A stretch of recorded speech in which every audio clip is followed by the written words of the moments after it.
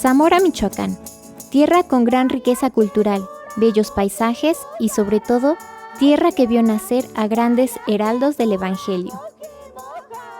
La evangelización de estas tierras estuvo inicialmente en las manos de los franciscanos, entre ellos Fray Martín de la Coruña, Fray Juan de San Miguel y Fray Jacobo Daciano. De los agustinos, entre ellos Fray Alonso de la Veracruz, Fray Sebastián de Trasierra y Fray Juan Bautista Moya.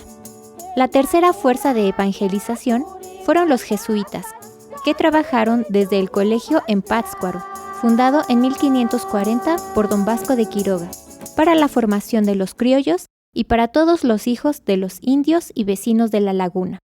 Entre los jesuitas va la mención para Juan Ferrero, Francisco Ramírez y Gonzalo Tapia.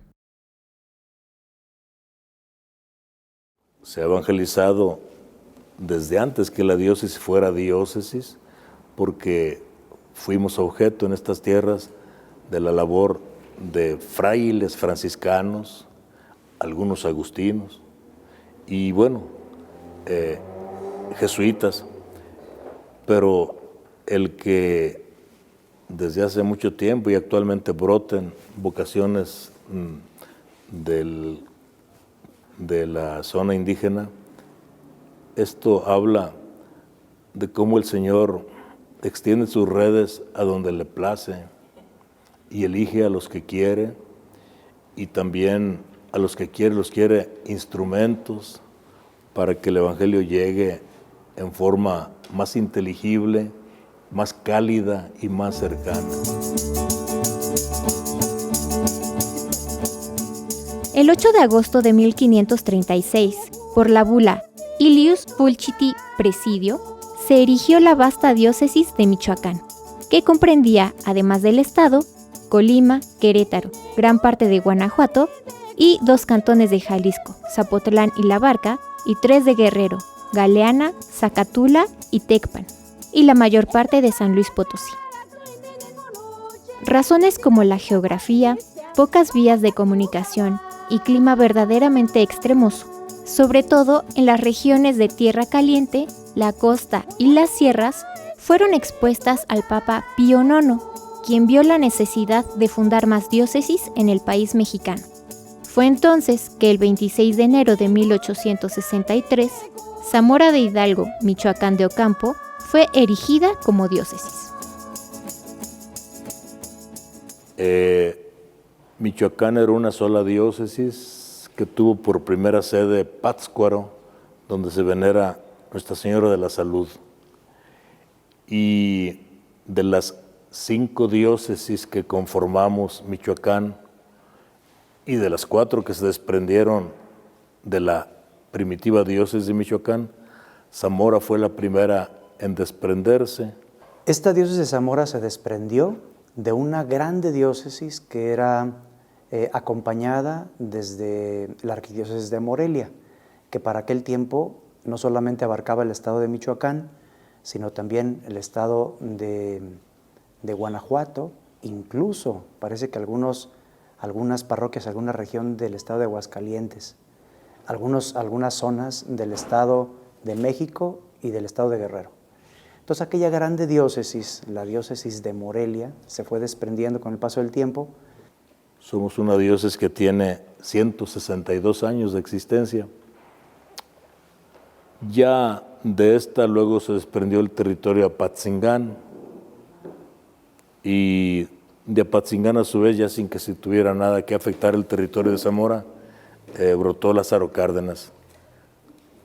La diócesis de Tacámbaro fue la segunda en desprenderse de Morelia, pero entiendo que ya no se tuvo que afectar ninguna parte del territorio de Zamora. Eso significa que esta iglesia particular ya estaba siendo acompañada, era ya un terreno fecundo para la evangelización. Ya tenía parroquias y comunidades parroquiales organizadas, vivas, ¿no? Cuando se inició aquí la diócesis, de hecho, es uno de los criterios que se sigue en la iglesia, en todas las iglesias, para poder determinar si una iglesia particular puede caminar ya de manera autónoma. De manera que ya existía estructura, comunidades, un clero muy nutrido. Esta región siempre se caracterizó por muchas décadas, o sea, todo desde su fundación, y yo me atrevería a decir más de la mitad del siglo pasado, por una efervescencia y un fervor muy fuerte en las vocaciones. O ahora, en la provincia eclesiástica de Morelia, somos 5 diócesis: Morelia, la arquidiócesis, y 4 sufragáneas: Zamora, Tacámbaro, Apatzingán y Ciudad de Lázaro Cárdenas. La Iglesia zamorana ha contado hasta hoy con 10 obispos titulares, siendo el actual Monseñor Javier Navarro Rodríguez, desde el 2008. Actualmente hay en la diócesis 140 parroquias y cuasiparroquias. El primer obispo de esta diócesis, en su fundación, fue el señor de la Peña. El señor de la Peña pertenecía al clero de Morelia, como es obvio. Era un hombre ya pasadito en años y vino a regalarnos los últimos de su vida. Su método de evangelización lo había aprendido de su arzobispo. Era un hombre acostumbrado, era un hombre misionero. Él estaba acostumbrado a visitar sus comunidades, en aquel tiempo al lomo de mula. En aquellos caminos que no eran los que ahora existen, visitaba las comunidades, y en ese visitar comunidades iba identificando jóvenes que pudieran ser llamados al seminario. Murió aquí cerquita en una zona purépecha, en una comunidad purépecha que se llama Tarecuato. Murió allí entre sus viajes, un obispo netamente misionero. Luego de él, el segundo obispo, el señor José María Cáceres y Martínez, famoso también, cuya causa está de hecho introducida, su causa de beatificación, en el dicasterio en Roma. Otro obispo que viene de Morelia, que había sido abogado antes de ser seminarista y ser sacerdote, y que duró en la diócesis casi 30 años. Entonces, él es el que, después del señor de la Peña, el que cerró el siglo. Desde que el señor de la Peña muere hasta que el tiempo que él estuvo, hasta 1909. Todo aquel contexto complicado del porfiriato y del boom del liberalismo y esas situaciones difíciles, les tocó vivirlas a ese obispo. Y a ellos dos le debemos entonces la estructura del seminario y de nuestra diócesis. Su acción era 8 meses hacer recorrido por aquella vasta diócesis que representaba más de la mitad del estado de Michoacán, toda Tierra Caliente hasta la costa. Entonces estamos hablando de una época en la que el acceso a aquellas comunidades era más complicado. 8 meses de cada año se la pasaban ellos visitando todas sus comunidades. A los sacerdotes, a los jóvenes que ya estaban formados, se los llevaba con él a la misión. Y conforme iban avanzando en el recorrido de las comunidades, los iba ordenando donde se necesitaba. Entonces, yo creo que era un modo muy evangélico de despertarla y de cultivar la vocación y el servicio al pueblo, porque nos recuerda de veras lo que el Señor Jesús hace con sus discípulos. Los hace parte de un grupo que caminan con Él, que lo acompañan, que están viendo cómo hace las cosas, cómo anuncia. Su presencia en cada parroquia era pastoral de estos obispos, era predicar ejercicios, era confesar, era visitar enfermos, y cuando se necesitaba, cuando la comunidad lo necesitaba y traían en su equipo gente ya preparada, ahí lo ordenaba y ahí lo dejaba. Aunque la diócesis cuenta con un gran número de sacerdotes, no son suficientes para la gran población que sigue en aumento en este territorio zamorano. Por ello, es importante pedir al dueño de la mies que envíe operarios para trabajar en su rebaño. Sí, nada más que de una diócesis que sigue creciendo en población, ya no en territorio, y más bien por los sacerdotes venimos un poquito a la baja, ¿no? O sea, apenas estamos en ese punto de equilibrio en donde el número de sacerdotes diocesanos y religiosos alcanzamos a acompañar todavía con cierta holgura a las comunidades, pero ya empezamos a sentir el peso y la necesidad. Y estoy muy seguro que también esas circunstancias nos llevarán a buscar otros modos de organizarnos como iglesia particular, para que no solamente el don del sacerdocio, que es un don precioso que el Señor da a la iglesia, pero no el único. La manera de hacer que se hagan más fecundos otros dones que el Señor le ha dado también a los bienes, a los fieles bautizados de esta iglesia particular. Los diocesanos, el carisma de nosotros es ayudar a coordinar los dones que el Espíritu distribuye a través del bautismo en todos los fieles. Y nos organizamos en parroquias y la comunidad parroquial intenta ser esa expresión viva de la Iglesia Universal en donde los carismas se conjugan para la edificación del reino. Esto es muy importante porque entonces nos entenderemos que así como la familia es fundamental en la sociedad, la parroquia lo es para la vida de la fe en una iglesia particular. Ahí se conjuga el carisma del religioso, de la religiosa, la que educa o la que se dedica a los enfermos o la que visita a los pobres. Y se conjugan los carismas del padre de familia que es obrero o del que es agricultor o del que es licenciado. Son los dones que el Espíritu derrama sobre su pueblo para la edificación de su pueblo. Y luego después, para organización y comprensión pastoral, nos organizamos por foranías pastorales. O sea, es la agrupación de una zona en donde existen 10, 12 o 15 parroquias, dependiendo de la foranía, donde más o menos se identifican por algunos rasgos culturales o políticos o religiosos o sociales y que permitan elaborar proyectos de evangelización comunes. Al frente de estas porciones de las foranías se encuentra un representante del obispo a quien llamamos vicario foráneo. Y después de las foranías, como la diócesis es muy grande, se organizan las zonas pastorales. En la diócesis hay 6 zonas pastorales, 14 foranías, 6 zonas pastorales, todavía para tener proyectos más amplios y más enriquecedores, y finalmente la organización diocesana. Los 265 corresponden solamente al clero diocesano y todo el clero es local. O sea, todos son chicos que surgen de nuestras comunidades, que van al seminario y que se consagran para esta iglesia particular. Además de ellos, son algunos 55, 60 sacerdotes religiosos de distintas comunidades. O sea que en ese sentido seríamos un poquito más de 300 sacerdotes acompañando a esta iglesia particular. Zamora, Michoacán, es una tierra fecunda para la evangelización.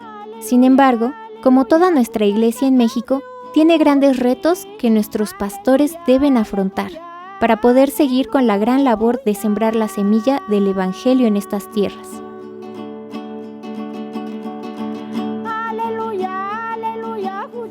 Yo creo que nuestras comunidades indígenas, que son cerca de 15, 17 parroquias y otras comunidades menores, sí tienen un gran reto de, armonizar o inculturar el evangelio, pero también armonizar la cultura propiamente mestiza, que es la que mayoritariamente prevalece en la diócesis, con la cultura indígena. El primer reto para evangelizar es que tenemos que dejarnos evangelizar permanentemente. Esta diócesis ya de 160 años de existencia como iglesia particular ha recibido el tesoro de la evangelización, pero como en muchos lugares, ese tesoro se ha ido diluyendo entre otros cientos de propuestas culturales que a veces por los frutos me hacen pensar que a veces no sea el evangelio lo que nos mueva. Es decir, que agradecemos al Señor la riqueza de la tradición evangelizadora, pero cuando veo el modo de cómo vivimos la fe y de cómo nos proyectamos en la sociedad, urge una evangelización nueva. La promoción de la mujer para que ocupe cargos y responsabilidades en la comunidad. Todavía yo creo que el machismo en las comunidades indígenas es muy significativo. No solamente es un reto para el sacerdote, los consagrados y los seminaristas. Es un reto para todos los bautizados, que necesitamos volver a creer, en primer lugar, que el Señor existe y que esta realidad está habitada y que es conducida y acompañada por un Dios al estilo como Jesús lo describió. Porque si logramos hacer que ese don palpite otra vez en el corazón, entonces la mente y las manos se nos mueven. Pero si no pasa eso, estaremos repitiendo, correremos al menos el riesgo de repetir o de reducir la experiencia de la fe a ideas muy importantes, a doctrinas muy valiosas, a disciplinas muy necesarias, pero con todo no son el corazón de la evangelización.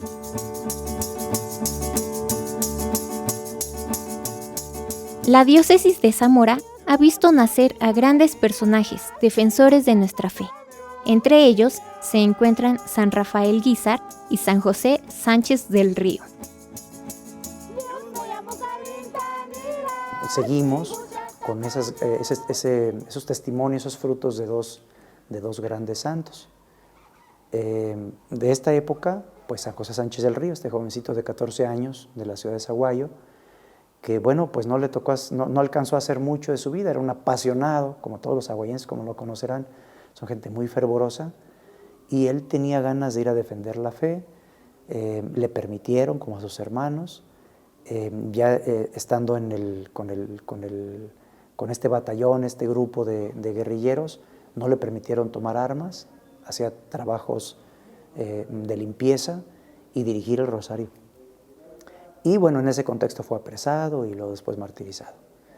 Él es uno de los faros y de los testimonios que iluminan mucho a los jóvenes y adolescentes de nuestra diócesis. San Rafael Guízar y Valencia, canonizado al comienzo de este milenio, fue, después de ser miembro del clero de Zamora, fue obispo de Veracruz y murió hacia el año 1936 siendo obispo de Veracruz, ¿sí? Y es el único obispo mexicano canonizado, espero que no sea el único santo, pero sí es el único canonizado. Y que vivió, bueno, vivió en ese seminario, se formó en nuestro seminario, se ordenó en esta diócesis en la época del segundo obispo, el señor Cázares, estuvo los meros 7 años de su ministerio aquí, ya después comenzó su caminar como misionero. En la época de la persecución religiosa, nomás como un dato importante, los únicos 2 obispos que permanecieron en el territorio nacional fue el señor Guízar, que para entonces era el obispo de Veracruz, y el señor Francisco Orozco y Jiménez, que era de esta diócesis de Zamora y para entonces arzobispo de Guadalajara.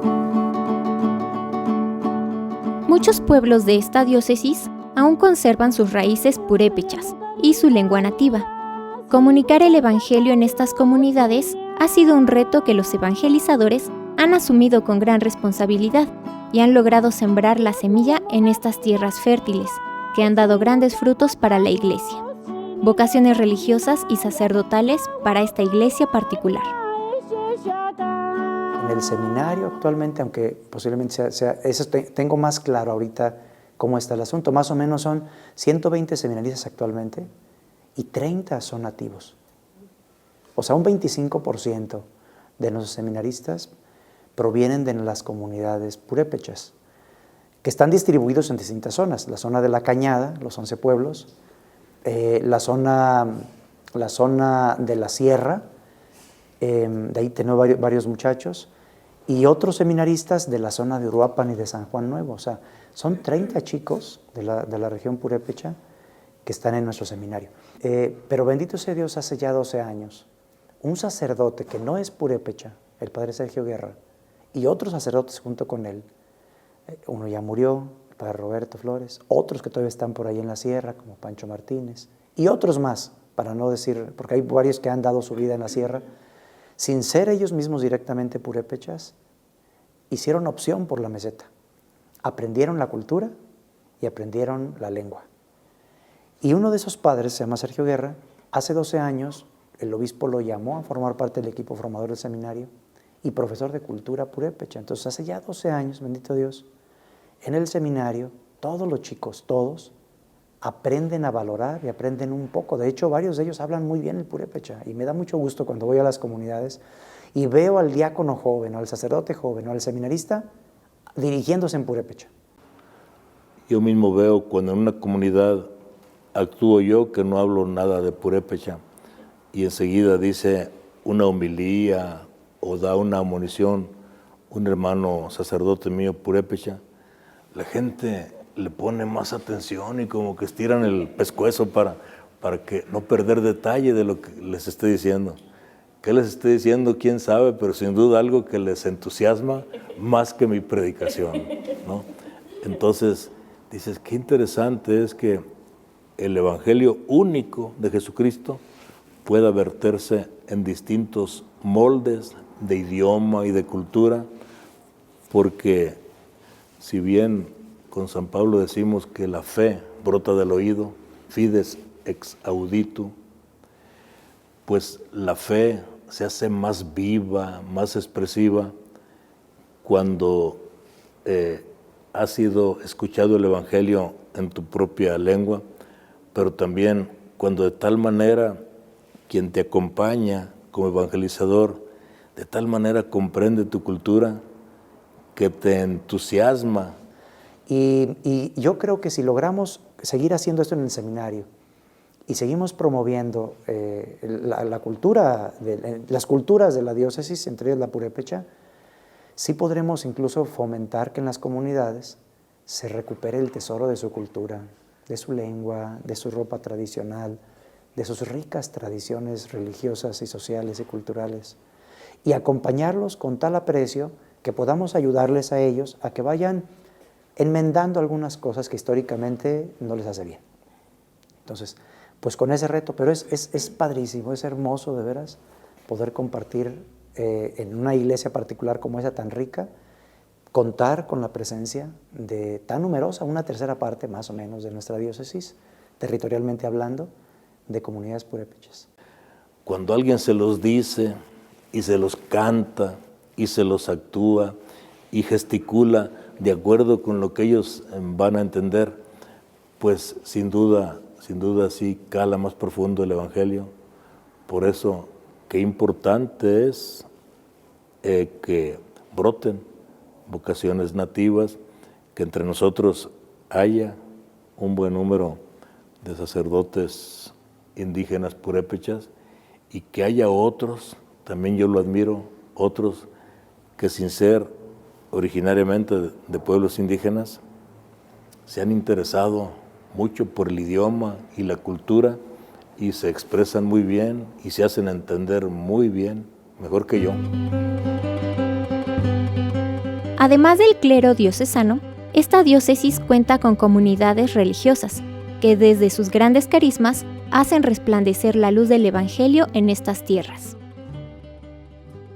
El número de religiosas, de mujeres consagradas en esta iglesia, rebasaba las 800. Generalmente su labor, además de la presencia de vida contemplativa, que hay muchas comunidades de vida contemplativa, capuchinas clarisas, clarisas adoratrices y de otras familias religiosas que nos hacen mucho bien con su entrega y su oración. Además de ellas, hay mucha presencia femenina que acompañan la pastoral educativa, dirigiendo colegios, hospitales, siendo enfermeras, catequistas, porque hay varias congregaciones que están haciendo pastoral en las parroquias. Tenemos misioneras, en la zona purépecha hay comunidades de hermanas que están acompañando, viviendo con las comunidades y acompañándolos. No, su presencia de veras es rica porque ellas llegan con la ternura propia de una mujer, llegan a donde a veces el sacerdote no alcanza a llegar. Y la presencia masculina es más discreta, pero no menos rica. Están con nosotros otros, como los misioneros componianos, en Zaguayo. Están los salesianos, dedicados prácticamente a la pastoral juvenil, al terno de sus propias instituciones educativas. Nos queda por ahí todavía la riqueza de presencia de hermanos maristas, que son excelentes educadores y pedagogos. Tenemos una congregación de orden diocesano, fundada aquí por un sacerdote diocesano de esa época del florecimiento de la iglesia, del siglo pasado, en la primera mitad, Padre José Ochoa, fundador de 2 congregaciones, una masculina, Misioneros de la Sagrada Familia, y otra femenina, Operarios de la Sagrada Familia. Pues nos hacen ver que la promesa de Dios se cumple. Es decir, Él va a llamar hombres de toda raza. Cuando digo hombres me refiero a la humanidad, hombres y mujeres de toda raza, lengua, género y nación. Para Dios no va a ser más importante, o para la Iglesia, el que todos hablemos el mismo idioma, culturalmente hablando, sino que coincidamos en el idioma del amor, que es el que inspiró el Espíritu Santo en Pentecostés, no tanto el que los habitantes de Jerusalén escucharan los mismos sonidos, sino escuchando distintos sonidos, pudieran entender el lenguaje del amor.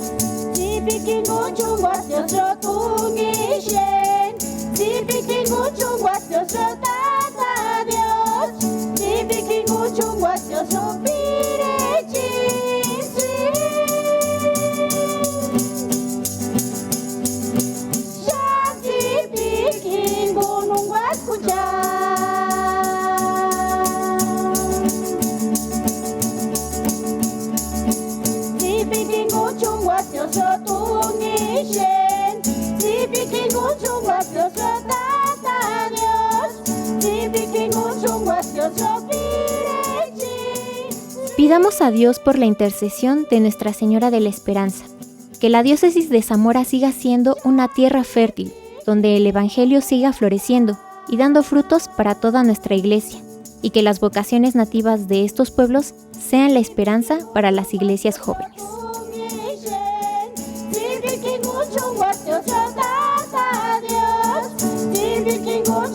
Dios,